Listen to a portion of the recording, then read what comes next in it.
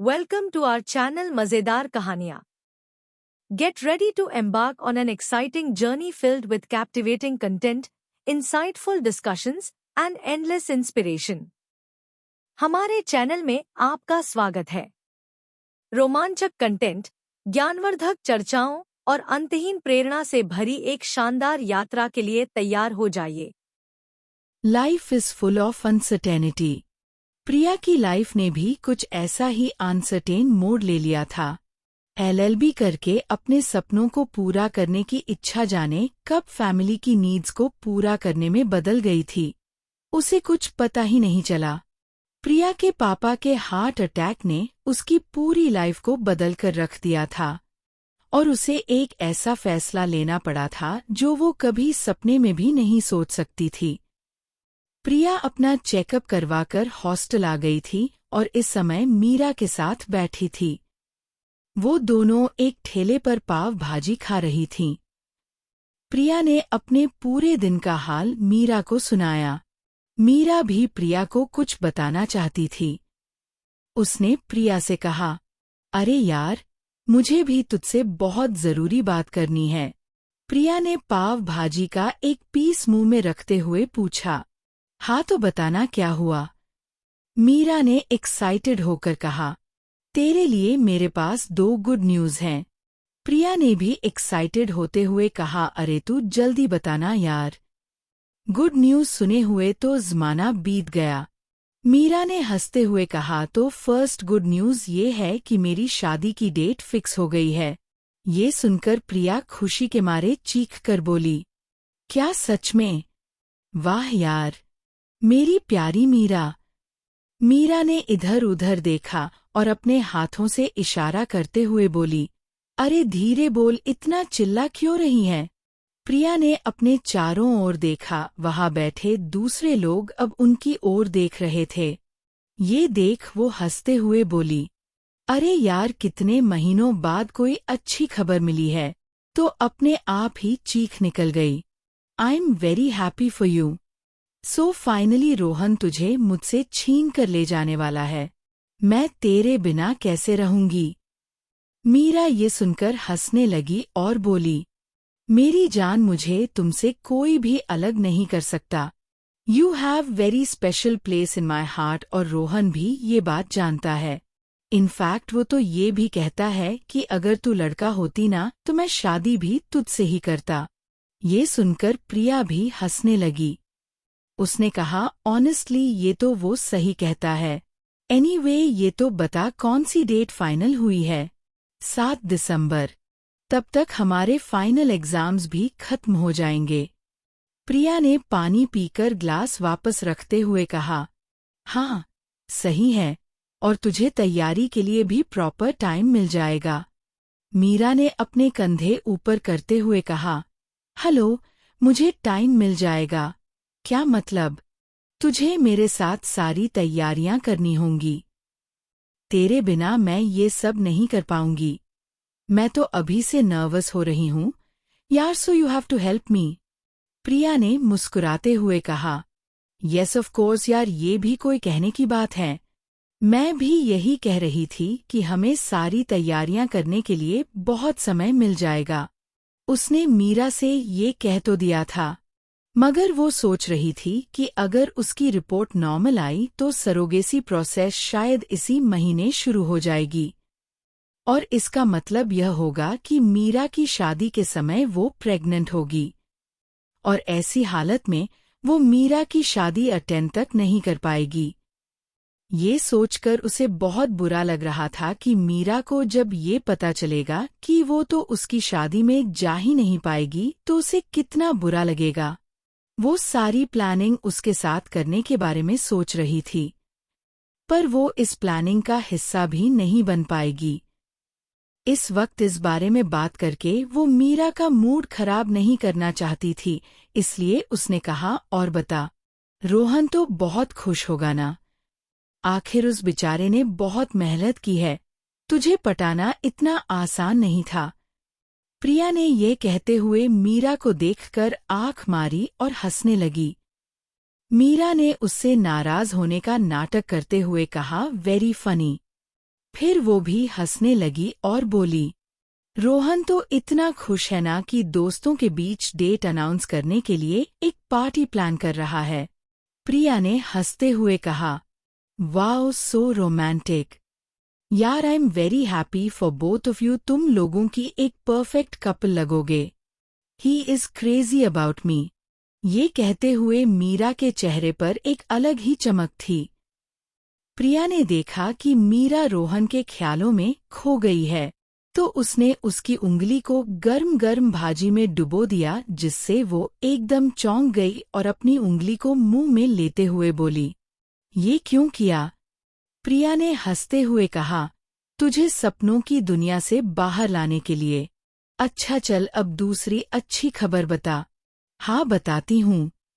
तुझे याद है मैंने तुझे बताया था कि हमारे कॉलेज में राजशेखर सिंह और आदित्य सिंह आने वाले हैं। प्रिया ने सोचते हुए कहा, हाँ याद है, उनके लेक्चर्स होने वाले हैं हमारे कॉलेज में। Yes that's right. और जब वो हमारे कॉलेज में आएंगे तो एक प्रॉपर प्रोटोकॉल फॉलो किया जाएगा। मतलब उनका वेलकम कौन करेगा? उनसे पर्सनली कौन कौन मिल सकेंगे? उनके साथ लंच कौन कौन करेगा? ये सब स्टूडेंट काउंसिल और कॉलेज एडमिनिस्ट्रेशन डिसाइड करने वाले हैं। उसकी बातें सुन प्रिया ने बहुत कैजुअली कहा, हाँ मुझे पता है ये सब पहले से ही फिक्स्ड होता है। मीरा जब बोल रही थी तो उसकी आंखों में अलग सी चमक थी। उसने कहा, मेरी जान तुझे ये नहीं पता होगा कि उन्हें वेलकम करने और उनके साथ लंच करने के लिए स्टूडेंट काउंसिल की तरफ से हम दोनों को सिलेक्ट किया गया है और हमें उनके सामने अपने पेपर प्रेजेंट करने का भी मौका मिलेगा। Can you imagine? हमें उन्हें इतनी करीब से देखने का मौका मिलेगा, उनके साथ वक्त बिताने का मौका मिलेगा, उनसे बातें करने का मौका मिलेगा, उनके साथ लंच करने का मौका मिलेगा। OMG I am so excited. यह सुनकर प्रिया का मुंह खुला रह गया था। कुछ पल शौक के बाद वो बोली, तू सच बोल रही है ना? कहीं ये कोई मजाक तो नहीं है ना? मीरा ने उसका हाथ पकड़ते हुए कहा, नहीं कोई मजाक नहीं है, ये सब सच है। तेरी कसम, हमें सच में ये मौका मिलने वाला है। प्रिया अपनी जगह पर बैठे हुए लगभग उछलते हुए बोली, OMG I just cannot believe this यार, it's like a dream come true. Meera ने भी हंसते हुए कहा, आई नो, मैं तो बहुत ज्यादा एक्साइटेड हूँ यार। प्रिया ने कहा, अरे ये बात ही ऐसी है। दोनों थोड़ी देर तक इसी बारे में बातें करती रहीं।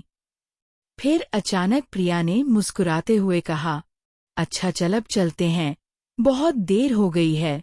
मीरा हाँ में सिर हिलाते हुए खड़ी हो गई और बोली, अरे हाँ यार, बातों बातों में तो वक्त का पता ही नहीं चला। अगर हॉस्टल में गेट लॉक कर दिया ना तो बहुत प्रॉब्लम हो जाएगी। चल जल्दी। उन्होंने पाव भाजी वाले को पैसे दिए और जल्दी जल्दी चलते हुए दोनों हॉस्टल पहुंच गईं। तब तक हॉस्टल गेट लॉक नहीं हुआ था। उन्होंने मन ही मन भगवान को थैंक यू कहा और जल्दी से अपने रूम में आ गईं।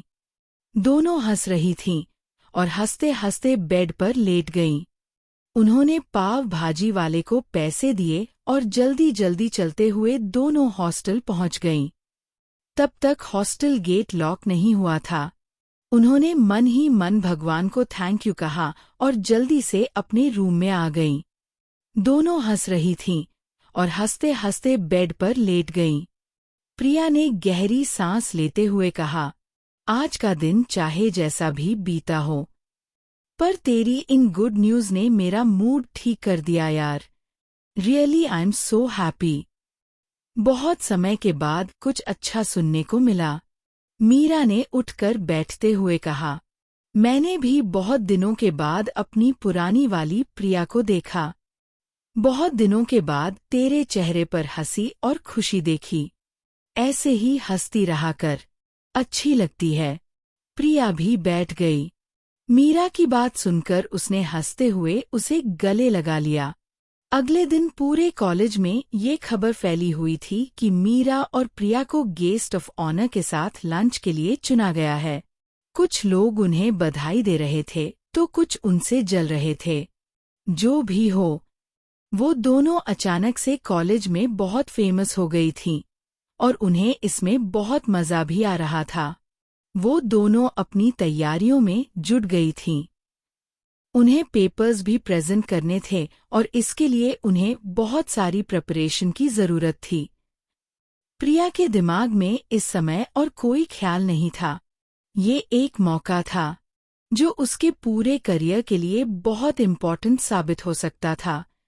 It can be a game changing turn.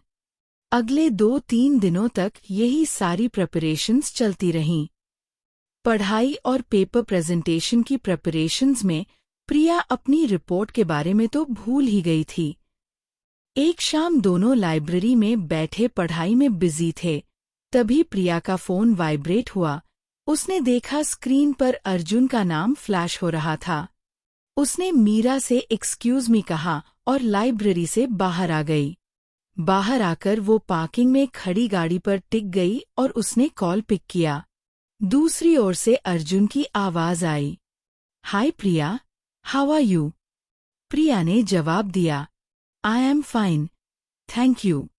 वो भी अर्जुन से हाउ आर यू पूछना चाहती थी, पर अर्जुन की गहरी आवाज ऐसी थी कि उसे कुछ बोलते हुए डर लगता था, लिहाजा उसके मुंह से कुछ निकला ही नहीं। और वैसे भी अर्जुन ने उसके कुछ बोलने या पूछने का वेट भी नहीं किया। वो आगे बोला, प्रिया, हमें कल सुबह आपकी रिपोर्ट लेने के लिए इनफर्टिलिटी सेंटर जाना है। प्रिया ने अपने सिर पर हाथ रखते हुए कहा, हाँ, मुझे याद है, हाँ मैं पहुंच जाऊंगी। ओके देन, सुबह 10 बजे हम इनफर्टिलिटी सेंटर पर मिलते हैं। ये सुनकर प्रिया ने जल्दी से कहा, आई एम सॉरी, बट 10 बजे मेरी क्लास होती है, मैं 2 बजे के बाद ही आ पाऊंगी। अर्जुन ने लगभग रूखे लहजे में कहा, आपको कल की छुट्टी लेनी होगी। मैं 2 बजे तक वेट नहीं कर पाऊंगा, हम सुबह 10 बजे ही मिलेंगे। प्रिया को उसका इस तरह से यह कहना बहुत बुरा लगा, मगर वो कुछ बोल नहीं पाई। अभी वो क्लासेस भी मिस नहीं कर सकती थी। उसके पेपर प्रेजेंटेशन की तैयारियों के लिए भी उसका कॉलेज जाना जरूरी था, और ये बात वो अर्जुन को समझाना चाहती थी। उसने इंसिस्ट करते हुए कहा, देखिए अर्जुन, मेरा कॉलेज जाना बहुत जरूरी है, प्लीज ट्राई टू अंडरस्टैंड, मैं 2 बजे तक पक्का वहां पहुंच जाऊंगी। अर्जुन ने अपनी गहरी आवाज में कहा, देखिए मिस प्रिया, मैं पहले ही कह चुका हूं कि मैं वेट नहीं करूंगा, so you have to be there by 10। इतना कहकर उसने फोन कट कर दिया। प्रिया हेलो हेलो बोलती रही। फिर उसने फ्रस्ट्रेशन में अपने मोबाइल वाले हाथ को झटका। ऐसा करने में उसका हाथ उस गाड़ी के हैंडल से लगा जिस पर टिककर वो खड़ी थी। उसे बहुत जोर से दर्द हुआ। उसने देखा कि उसके हाथ में हल्की स्वेलिंग भी आने लगी थी। दर्द के मारे उसकी आंखों में आंसू आ गए। वो अपने दूसरे हाथ से अपना चोट वाला हाथ संभाले लाइब्रेरी में आ गई। मीरा ने उसे धीरे से पूछा, क्या हुआ, किसका कॉल था और तू रो क्यों रही है? प्रिया ने उसे अपना हाथ दिखाया। उसके हाथ पर स्वेलिंग देखकर मीरा ने थोड़ी तेज आवाज में पूछा, ये कैसे हुआ?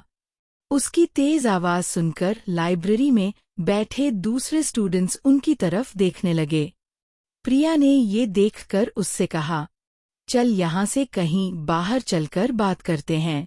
मीरा ने उन दोनों की बुक्स उठाईं और उसके साथ चल दी। वो धीरे धीरे उससे पूछ रही थी, बता तो ये चोट कैसे आई? पर प्रिया ने उसे कोई जवाब नहीं दिया।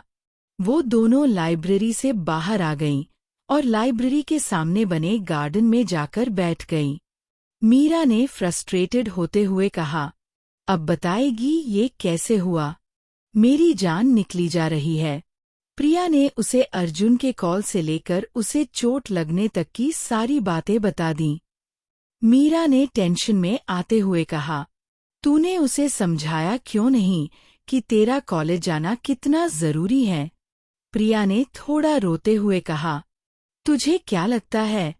मैंने नहीं कहा होगा। मैंने उसे बहुत समझाया, मगर वो है कि कुछ सुनने को तैयार ही नहीं है। बस हुक्म दे दिया कि कल 10 बजे आ जाना, जैसे मैं उसकी कोई नौकर हूँ। मीरा ने उसके कंधे पर हाथ रखते हुए कहा, चल पहले हम डॉक्टर के पास चलते हैं, उसके बाद बाकी बातें करेंगे। मुझे डर है कहीं फ्रैक्चर ना हो। वो उसे लेकर डॉक्टर के पास गई, जहां उसका एक्सरे देखने के बाद डॉक्टर ने बताया कि उसे फ्रैक्चर नहीं हुआ है, बस जोर से लगने के कारण स्वेलिंग आ गई है। डॉक्टर ने एक क्रेप बैंडेज बांधकर उन्हें भेज दिया। हॉस्टल आकर मीरा प्रिया के रूम में ही रुक गई। वो उसके हाथ पर मरहम लगा रही थी। उसी समय प्रिया के फोन पर एक मैसेज आया। उसने देखा अर्जुन का मैसेज था। उसने लिखा था कि अगर प्रिया चाहे तो वो 10 बजे ही उसे पिक करने के लिए आ सकता है। उसने मैसेज पढ़कर गुस्से से अपना फोन बिस्तर पर पटक दिया। मीरा ने फोन उठाकर मैसेज पढ़ा और बोली, प्रिया, मुझे ये बंदा कुछ ठीक नहीं लग रहा। प्लीज एक बार फिर सोच ले। अभी तो सिर्फ चेकअप ही हुआ है, तो अभी भी मना कर सकती है। प्रिया ने कहा, नहीं यार, अब मेरे पास मना करने का ऑप्शन नहीं है। The amount he is willing to pay for this is more than my needs. Now how can I say no? Meera ने पूछा, अरे, पर वो ऐसा करता क्या है जो इतना पैसा देने के लिए तैयार है? तुझे पता है कि वो क्या करता है? प्रिया को खुद पर शर्म आ रही थी। उसने अभी तक अर्जुन से ये नहीं पूछा था कि वो करता क्या है। उसने थोड़ा शर्मिंदा होकर कहा, यार ये तो मैं नहीं जानती कि वो क्या करता है, पर इतना पता है कि उसका पूरा नाम अर्जुन कपूर है। मीरा ने जैसे ही यह नाम सुना वो एकदम शॉक्ड रह गई। उसने पूछा, क्या? नाम बताया, अर्जुन कपूर। प्रिया ने हैरानी से कहा, हाँ, क्यों? उसके नाम में कोई प्रॉब्लम है क्या? तब मीरा ने कहा, अरे पागल, तुझे पता भी है वो कौन है। कोई शक नहीं कि वो तुझे इतने पैसे देने के लिए तैयार है। He is one of the richest guys in the country. Priya ने हैरान होते हुए कहा, और तू ये बात कैसे जानती है? मीरा ने अपने सिर पर हाथ मारते हुए कहा, इसलिए कहते हैं यार, कभी कभी पढ़ाई के अलावा भी बाकी चीजों का नॉलेज रखना चाहिए।